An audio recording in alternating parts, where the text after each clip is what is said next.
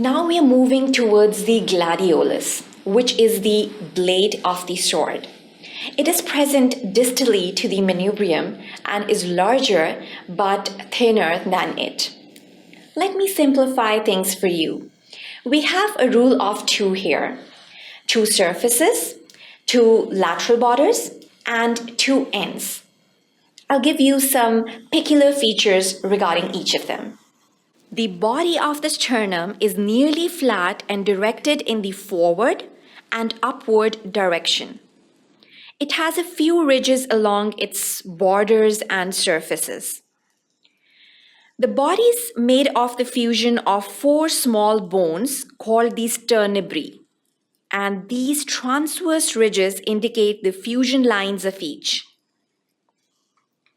The most important bony markings on the lateral ridges, you can easily identify the notches for the second, third, fourth, fifth, sixth, and the upper end of seventh costal cartilage.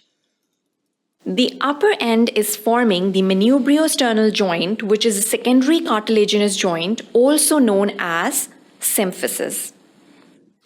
The lower end is forming the xiphisternal joint, which is the primary cartilaginous joint, also known as synchondrosis.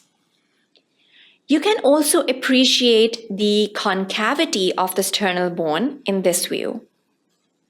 The body of the sternum, interestingly, is shaped like a caterpillar, with the articular surfaces being the sites where the legs are coming out of the body of the caterpillar.